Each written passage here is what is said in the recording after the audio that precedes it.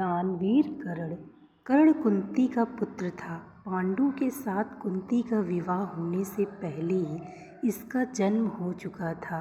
लोक लज्जा के कारण उसने यह भेद किसी को नहीं बताया और चुपचाप एक पिटारी में रखकर उस शिशु को अश्वनाम की नदी में फेंक दिया था। इसके जन्म की कथा बड़ी विचित्र है। राजा कुंती भोज ने कुंती को पाल पोस कर बड़ा किया था। राजा की यहाँ एक बार महर्षि दुर्वासा आए। कुंती से उनका बड़ा सत्कार किया और जब तक वे ठहरे उन्हीं की सेवा शुश्रूषा में रही।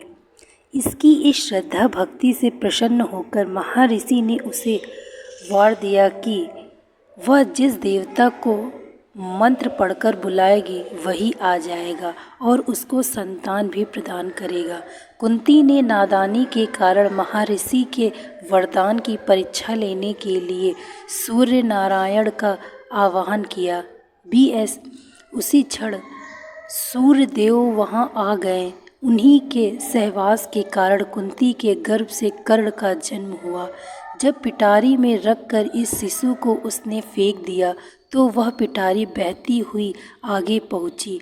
वहां अधिरथ ने कौतूहलवश उसे उठा लिया और खोलकर देख तो उसमें एक जीवित शिशु देखकर वह आश्चर्य करने लगा। अधिरथ उस शिशु की निरीह अवस्था पर करुणा करके उसे अपने घर ले आया और उसका पालन पोषण करने लगा। उसने उसे अपनी संतान समझा। बालक के शरीर पर कवच कुंडल देखकर उसको और भी अधिक आश्चर्य हुआ और तभी उसे लगा कि वह बालक कोई होनहार राजकुमार है। उसने उसका नाम वशुसेन रखा। वशु का अर्थ है धन। कवच कुंडल रूपी धन उसके पास था। विधाता ने ही उसको इसे दिया था, इसलिए उसका नाम वशुसेन उचित ही था। वशुसेन जब कुछ बड़ा हुआ तो उसने शास्त्रों का अध्ययन करना आरंभ कर दिया। वह सूर्य का उपासक था। प्रातः काल से लेकर संध्या तक वह सूर्य की उपासना ही किया करता था। दानी भी बहुत बड़ा था। उपासना के समय कोई भी आकर उससे जो कुछ भी मांगता वह बिना हिचकिचाए उसको दे देता था। अमूल्य से अमूल्य वस्तु से उसको मोह नहीं था। उसका गौरव तो दानवीर कहलाने में था और अपने कृत्यों से उसने वास्तव में यह सिद्ध भी कर दिया कि वह दानवीर था। उसके समान दानी कौरवों और पांडवों में और कोई नहीं था। उसका परिचय तो हमें उस समय मिलता है जब इंद्र ब्राह्मण का वेश धारण करके उसके पास उसकी अमूल्य निधि कवच कुंडल मांगने गया था। उस समय कर्ण ने देवराज का स्वागत किया था और सहर्ष अपने कवच कुंडल उतार कर दे दिए थे। दान करते समय अपने हित या अहित विचार वह नहीं करता था। यद्यपि सूर्य भगवान पहले उसे मना कर चुके थे कि वह इन कवच कुंडलों को किसी को भी दान न दे, लेकिन दानवीर कर्ण किसी याचक को निराश करके वापस लौटाना तो जानता ही नहीं था। कर्ण के इस साहस के कारण ही उसका नाम वैकर्तन पड़ा था। यदि इस कवच कुंडलों को वह नहीं देता तो कोई भी योद्धा उसे युद्ध में परास्त नहीं कर सकता था। इंद्र ने अर्जुन के हित के लिए ही इनको मांगा था, क्योंकि इनके बिना अर्जुन किसी भी उसे नहीं हरा सकता था। फिर भी उसके इस अद्वितीय गुण से प्रभावित होकर इंद्र ने उसको एक पुरुष घातिनी अमोघ शक्ति दी। उस शक्ति से सामने का योद्धा किसी भी हालत में जीवित नहीं बच सकता था और उसको कर्ण ने अर्जुन के लिए रखा था। लेकिन श्री कृष्ण ने चाल चली और कर्ण की उस शक्ति को घटोत्कच कर चलवा कर अर्जुन के जीवन पर आए इस खतरे को सदा के लिए मिटा दिया। घटोत्कच को आकाश में विचरण करके कौरवों पर अग्नि की वर्षा कर रहा था और जिसने एक बार तो सारी सेना को पूरी तरह विचलित कर डाला था। शक्ति लगते ही निर्जीव होकर पृथ्वी पर गिर पड़ा। धनुर्विद्या में कर्ण अर्जुन के समान ही कुशल था। एक बार जब महाराज धृतराष्ट्र की आज्ञा से कौरव पांडवों की अस्त्र शिक्षा की परीक्षा के लिए एक समारोह किया गया तो अर्जुन ने अपने अस्त्र शिक्षा के कौशल से सबको चकित कर दिया था। उसने ऐसी ऐसी क्रियाएं कर दिखाई थी कि किसी भी योद्धा की हिम्मत नहीं होती थी उसका जवाब दे सके। एक विजेता की तरह के कौशल दिखाकर वह प्रशंसा लूट रहा था। दुर्योधन उस समय हतप्रभ सा होकर चुपचाप बैठा था। अर्जुन का सा कौशल दिखाना उसके सामर्थ्य के भी बाहर था। उसी समय कर्ण वहां आ पहुंचा और उसने मैदान में आकर अर्जुन को ललकारा। अर्जुन, जिस कौशल के बल पर तू यहाँ सबको चकित कर रहा है और सभी से प्रशंसा लूट रहा है उसे मैं भी करके दिखा सकता हूँ। यह कहकर उसने धनुष पर बाण चढ़ाकर वही सब कुछ कर दिखाया जो अर्जुन ने किया था। चारों ओर से कर्ण की जय जयकार होने लगी। दुर्योधन का चेहरा अर्जुन के प्रतिद्वंदी को देखकर खिल उठा। उसने उसे हृदय से लगा लिया। उसने उसे अर्जुन के साथ द्वंद्व युद्ध करने के लिए प्रेरित किया। दुर्योधन की बात मानकर उसने अर्जुन को इसके लिए चुनौती दी। अर्जुन द्वंद्व युद्ध के लिए तैयार हो गया। अब झगड़ा बढ़ने की आशंका थी, इसलिए कृपाचार्य ने बीच में हस्तक्षेप करते हुए कहा कि राजकुमार के साथ राजकुमार का ही द्वंद्व युद्ध हो सकता है। चूँकि कर्ण सूत के द्वारा पाले हुए इसलिए इनके गोत्र कुल आदि का ठीक ठीक पता न होने के कारण इनको अर्जुन से द्वंद्व युद्ध करने का अधिकार नहीं है। बस यह ऐसी समस्या थी जिसको कर्ण हल नहीं कर सकता था। वह हल्का बक्का रह गया। अर्जुन का मुंह ताकता रह गया।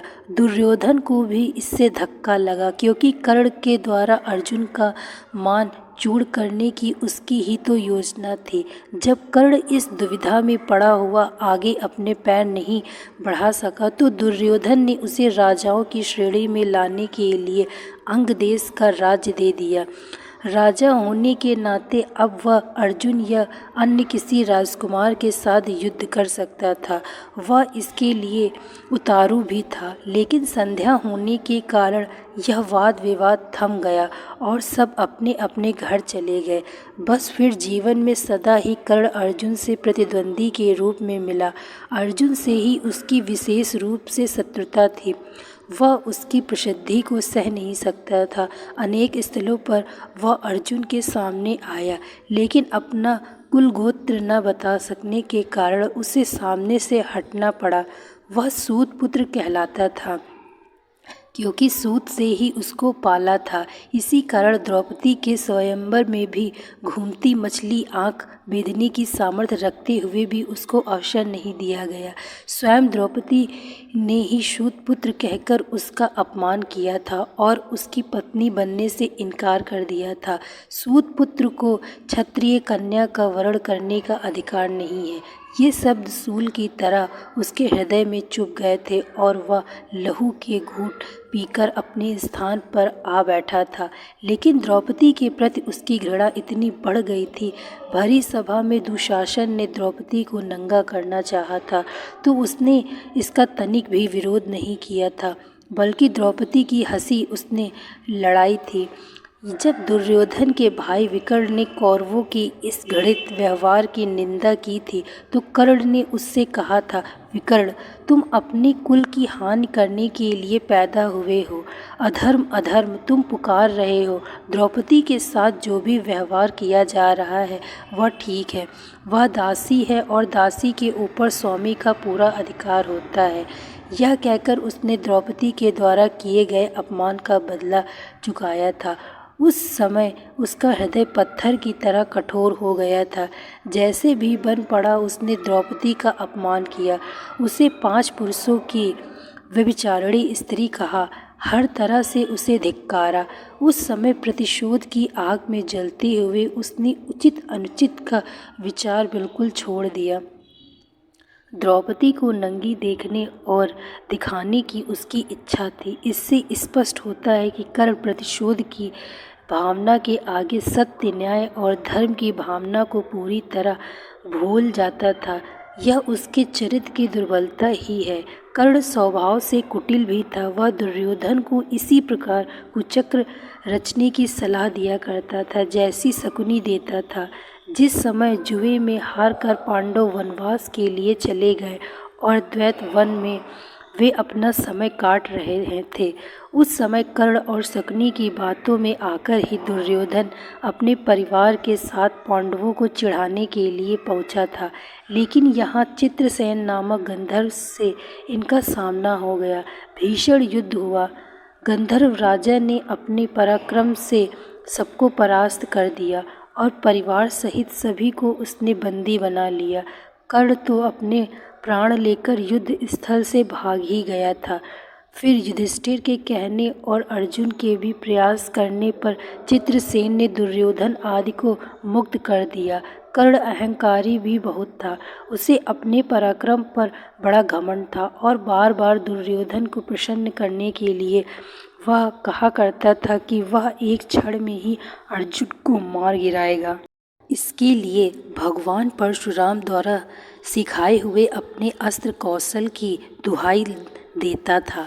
यहाँ तक कि भीष्म पितामह, गुरु द्रोणाचार्य आदि के सामने भी वह अपनी सीखी बघाड़ने से बाज नहीं आता था। एक दिन पितामह से न रहा गया। उन्होंने इसे फटकारते हुए कहा, द्रभिमानी कर्ण, व्यर्थ की बात क्यों किया करता है? खांडोदाह के समय श्री कृष्ण और अर्जुन ने जो वीरता प्रकट की थी उसको याद करके तुझे लज्जित होना चाहिए। क्या तू श्री कृष्ण को साधारण व्यक्ति समझता है? वे अपने चक्र से तेरी उस अमोघ शक्ति को खंड खंड कर देंगे। व्यर्थ दंभ करना एक सच्चे वीर का गुण नहीं है। पितामह की यह बात सुनकर कर्ण क्रुद्ध हो उठा और उसने झल्लाकर अपने शस्त्र फेंक दिए और कहा, पितामह ने सभी के सामने मुझे लज्जित किया है। अब तो इनकी मृत्यु हो जाने पर भी मैं अपना पराक्रम दिखाऊंगा।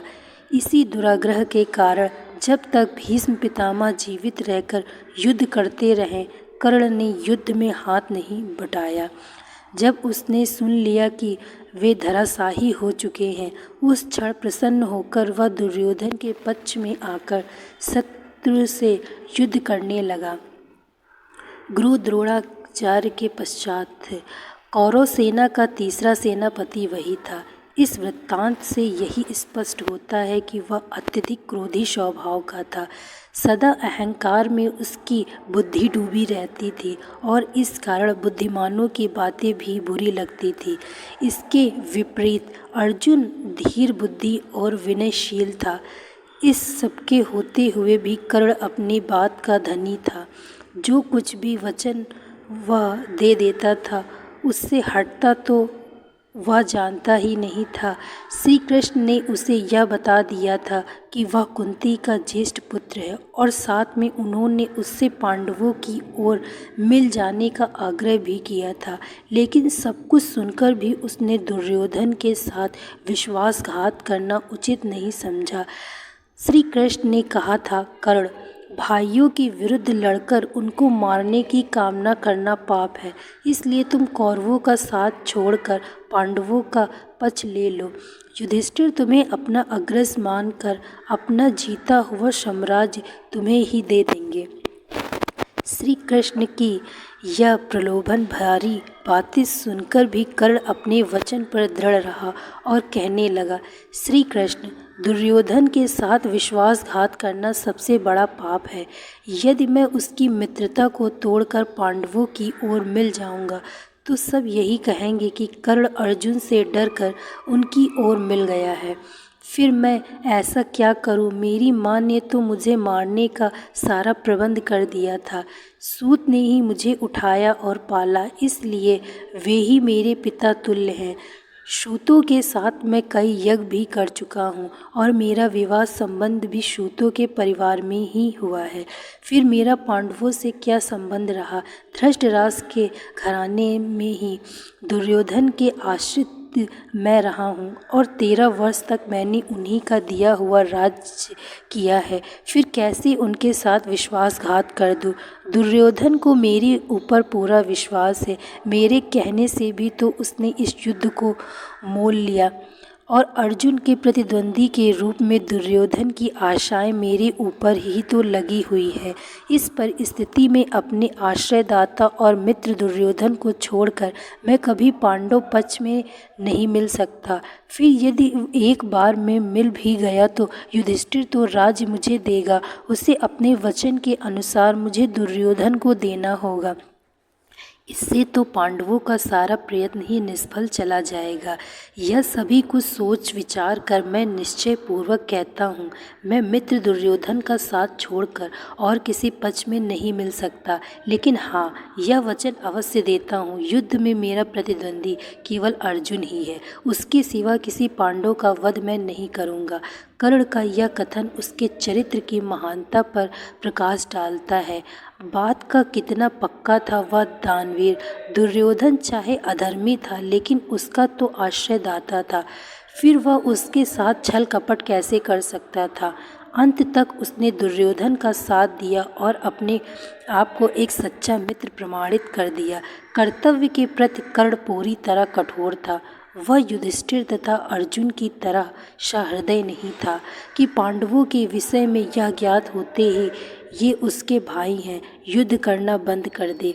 एक बार मन में दृढ़ संकल्प करके उसको पूरी तरह निभाना ही उसके जीवन का उद्देश्य था। दुर्योधन की सहायता करना उसका कर्तव्य था। इससे पांडवों के प्रति जागृत हुआ भ्रातृत्व भाव भी उसे विचलित न कर सका और फिर भी अर्जुन के प्रति कठोर और ईर्ष्यापूर्ण उसकी बनी ही रही। यहाँ तक कि स्वयं माता कुंती ने जाकर कर्ण को अपनी ओर मिलाने की इच्छा प्रकट की थी, लेकिन उस समय भी वह वीर अपने पथ से विचलित नहीं हुआ। यह उसके चरित्र की श्रेष्ठता ही थी। फिर एक बार कृष्ण को वचन देकर अर्जुन के सिवा अन्य किसी पांडव की ओर उसने शस्त्र नहीं उठाया। अर्जुन से ही युद्ध करते हुए वह वीरगति को प्राप्त हुआ था।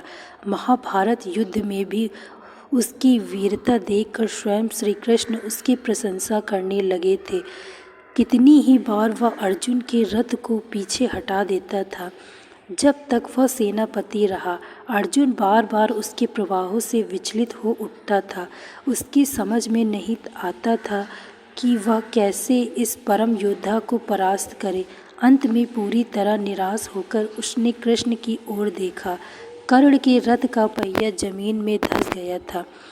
वह उसे निकालने का प्रयत्न कर रहा था। उसी समय कृष्ण के इशारा करने पर अर्जुन ने अन्याय का आश्रय लेकर उसका वध किया, नहीं तो उस वीर को मारना बहुत कठिन था।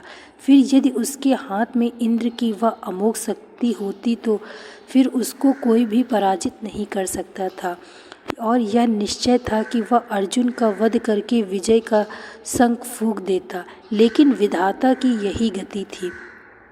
अमोघ शक्ति को वह पहले ही घटोत्कच पर चला चुका था।